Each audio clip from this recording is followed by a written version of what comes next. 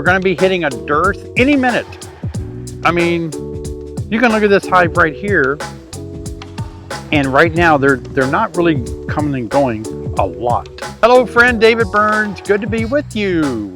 And I'm back from the Eastern Apicultural Society meeting and back in the field with my friend Patrick. Hello Patrick. Hi David. Great to have you in the field filming for us today. Thanks a bunch. And we're going to get into a hive today. This is a hive that had the 2 queens in it, and it turned out that only 1 queen survived, in case you missed the follow-up video I made. And I noticed they weren't really expanding in the top like I wanted them to. They swarmed, and so they're a little bit behind the 8 ball. So what we want to do today is go in. I'm going to put my Burns feeder board on, and we're going to feed them, start feeding them now. Gonna have to watch it, but that'll work out really good to help them bolster themselves up. So that'll be hive number 2. I'm just getting my smoker going good here. And by the way, it says Beak Squad on it. Beak Squad is, I'm known as Beak on YouTube for my YouTube handle they make you get, and you're the squad. So thanks for being a part of Beak Squad. But live stream every Thursday night at 7 p.m. is a great time for you to come and ask questions. So every Thursday, 7 p.m. Central Time, I'll leave a link right here, and I'd love for you to join us. We have giveaways, teachings, and all that in beekeeping. So let's go ahead and take a look. All right, let's top it off here, see what's going on in this hive. See if Patrick and I are right about it being a green queen. A lot of people are like, how do you guys not know that? Well, we see a lot of hives, don't we? They all look alike to me. They look alike. All right, got a beetle here. Right over here. See that? Some people have never seen a beetle hiding up underneath the spider web. Aren't you going to kill it, David? Kill that beetle. I got it. Just kind of glance, see if I see any more. Nope. If you ever have a small hive beetle problem, you'll really be glad you killed every beetle you could. All right. Yep, same thing. I don't hate what I'm seeing here. I don't know how well the video can see, but it looks like this frame, these 4 are big hitters right here. I mean, they're thick. But then back over here, we don't have hardly anything at all. That's why I want to feed them, see if I could assist them in getting these frames drawn out. But while we're here, let's go ahead and just take a peek. And look at this, a little mouse damage here. A mouse chewed that years ago when it was in a hive. You got that. Over here, part of this frame right here broke off. You can see that. So frames take a beating. Look at that. Something happened. I had to restaple that. All of us as beekeepers are pretty cheap. We like to keep things, you know, we don't want to buy new stuff all the time. So we just try to keep our stuff working. But I had so much fun this year putting in new foundation. That was great. Me and Christian both spent a lot of time cleaning up these frames. You can see this one. We scrape all the wax off and put a new sheet of foundation in here. You know, by the way, this would be a good time to tell you guys, I want to show you a new tool that I learned about at EAS this year for cleaning out frames. It is phenomenal. And I want to show you now that I'm thinking about it. It's a lot better than the traditional beekeeping tool that we use. It works a lot better than that one. All right, so we can kind of bust through. Maybe we'll just move all of these over. They're all the same. So we'll just push them in position where we're going to leave them for good. Oh, starting to get a little wax on this one. Let me show you. Here we go. Slow motion. Yeah, they've drawn out the wax here nicely. These are the Acorn Foundation double-coated wax frames that work really good. Starting to draw that out nice. And as we go more that way, we're going to see more being drawn out. Let's get some smoke in the house. A lot of bees in here. It's more populated now than I remember. All right, let's take a look. Here we go. Lift slowly. I like to put 2 fingers under my thumb on top. If you do, that gives you a really good grip. It allows you to manipulate your frames like this. Eggs. We have eggs in the center right there.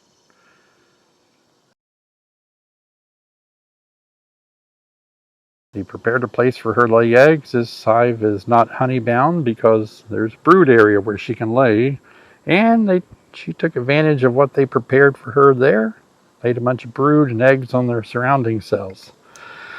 Wonderful. That's our great queen that won the battle of the two queens. We had two queens in there for a minute, but the one that won is doing a great job. This smoker gets to go over there because the wind's blowing in my face. Let's use it. How's your camera doing, Patrick? Not over? It's not right now. Okay, good. We're in the shade. Yep. And the smoke has shifted back to my face. Why is it that smoke can always find your face? I think I heard once that smoke loves beauty, follows beauty. Oh, that is the heaviest frame I've ever lifted. I need a winch. Let's try to get this. Wow. It's fat and it's full of stuff. Let's look at one side at a time. Isn't that beautiful? That's your rainbow effect. Honey at the top, brood, capped over brood. Oh, there's our queen. And she's green. Ding, ding, ding, ding. Bottom corner down there, yeah. Oh, let's see if I can get her to come back up this way. Yep, right along the edge. Yep.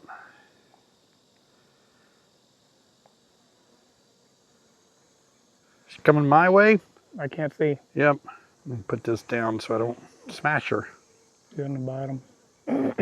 There she is. She's hanging out on that corner, isn't she? All right. She was the first queen that we saw. I thought she was a real fast-moving little virgin queen moving around. And she finally got her act together and has been doing a good job laying in this hive. Before I put this frame back, though, I will not put it back when she's on that wood. There she goes, toward the middle a little bit more. We like her. She's good.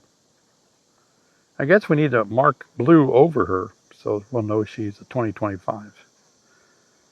Okay. Well, she looks good and the brood looks good. All right, well, nothing to see here. We've seen enough. We have seen eggs and queen and all that good stuff. Now we just need to feed them. And we don't have a honey super on, so we can get by with feeding them. There she is. So I got eyes on her. Yep. So now when I put her back in, I don't have to worry about injuring her. So set it back down, slide it gently over that way. Yeah, we'll push these back. We might as well do a little bit of so-called checkerboarding. Put this empty frame there between two drawn combs. See if that'll speed things up. Let's push all of our frames back to the center, leaving about almost a finger space on each side of the wall there if you can. That tightens up the frames really nicely.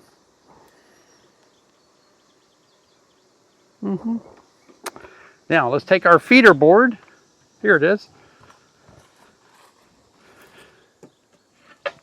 This is something that I created a long time ago, and beekeepers have really enjoyed it over the years. And we call it the Burns Bees feeding board.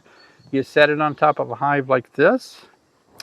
And the way that it's designed to work, push it down to seal her good. We put our syrup jars right here, 2 of them. And then if you want to use a pollen patty, you can push your pollen patty through here and feed pollen patties. And we're going to put 2 jars on here. And let me take a minute right now to show you how I mix these jars. What I have here, this is 2 quarts, and this is a quart. And what we're going to do is we're going to mix it 1 to 1. So 1 to 1, don't panic. It's not that big a deal. You don't have to be exact. If you want to, that's great. But we're going to just put in the rest of the mixture here to be sugar to bring it up pretty high. But we also want to add a little bit of our Honeybee Healthy. And as you can see here, that's what this looks like. And this has been something that's been around for a long time. And it is a feeding stimulant. It really does help bees a lot consume. And so what I'm going to do here, I usually say a teaspoon per quart is all that I use. And that's just a little bit, even less than that, just enough to get a little smell going. And I'm not going to do too much over here either, even though it's twice as much. We'll do twice as more that I put over there. So that's going to give it that honeybee healthy smell. And then we're going to take amino bee booster, some liquid protein, what we have here. Amino bee booster. Look at that. And we're going to put that in here. And then after that, we're going to add some protein powder. So look at that. I always wonder what that tastes like. Let me give it a go.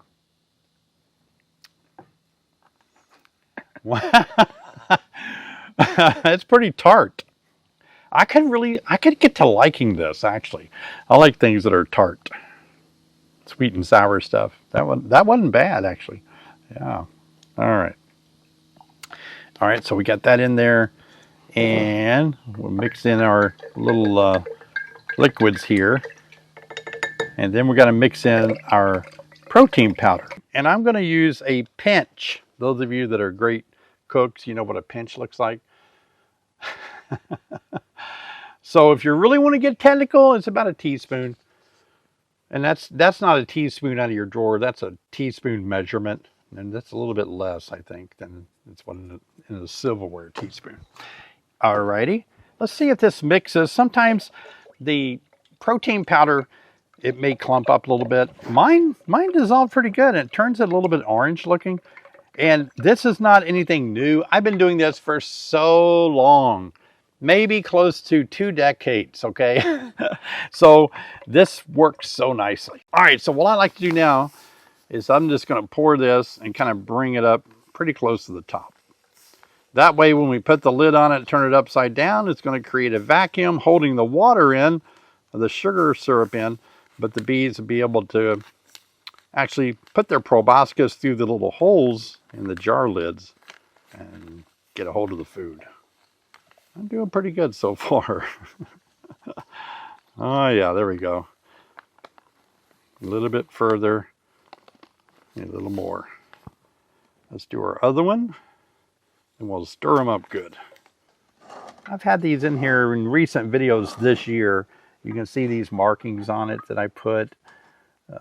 I think that was a date there down here. If you're not sure how much they're eating, put a mark on it. You can go back and look, see how much they've consumed if they're not full. Now the trick is when you put your lids on, do 2 things for me.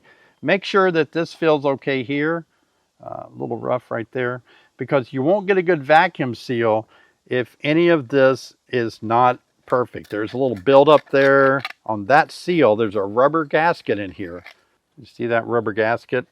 And if stuff gets on that rubber gasket, it might seal okay, but some of you have said you've found it to leak. Make sure that rubber gasket is free of debris, okay? Everything will. And then when you put your lid on, you got to muscle it. You got to put that on hard. And if you're a little weak from, maybe you got arthritis in the hand, you might have to get a friend to really seat that good for you. That's what I do. I just make sure it's going to be good seal, and that way it won't leak out faster than it should. So now that we have the syrup mixed and ready to go, we're going to go ahead and put it on. Now, you've probably seen me in some videos take this and turn it upside down over here and let it develop its vacuum. I only do that when I know that robbing is not a possibility in late summer or the fall. If it is like August the 6th now, I don't want to draw bees' attention to that sugar water on the ground over there because that may start robbing in these hives. So the way I do it is I do it right here. Some of it's going to fall into the hive, but the bees will slurp it up and it will be just fine. See, everything stays contained in here. Same with this big one here. Just make sure that it starts its vacuum right there. All right, now I can't leave it this way because if it rains, it'll fall in the pollen hole there and it doesn't look good. So we'll use a deep box. This creates a little place here where we can change these out easily. Let's get this bee out of there. Boy, she is glued on that food. All right, so we'll put it right here. And then that way, what we can do is change these jars. Oh, look at this, Patrick. The idea that works so well is when you change the jars, see, no bees are going to come out. Like an entrance feeder, you're dealing with the entrance. You can see them eating that sugar water, but you can change them without getting stung. So that's kind of handy. So be sure and get these ready and get these on your hives. Anytime there's a dearth, a gap, like I said, we're starting to see it in some of the hives now, slowing down of nectar flow, and especially a hive like this that just needs more frames drawn out. Okay, so I made a little boo-boo because it would have been better to have knocked these bees out into the hive before putting the top on, because look, they can't go anywhere here. They'll be trapped and they'll die in here. I think I saw that same bee in there again. So what I usually do here is just kind of tap it near the front of the hive. So just bring it to the front, and they'll fly and walk back into the hive. See them flying there? There we go. We put our top on. Now we definitely need bricks now, because a lot of these new components, like the feeder, the box maybe, they don't have the propolis on it to seal and grab. And so be sure and weigh that down nicely. Oh, this piece is really heavy. And now we're feeding bees. We don't have the threat of robbing because the feeder is concealed really nicely, as opposed to entrance feeder. Please do not use entrance feeders late summer or fall. It will cause robbing. And that way these bees might have a good chance. We'll check back maybe in a month, see if they get all these frames pulled out. That'd be good. There's a lot in beekeeping that we know that we're supposed to do, but you know, there's some things that we should never do. Don't ever do this. I just made a video on never do this. Hope you can watch it. I'll see you over there.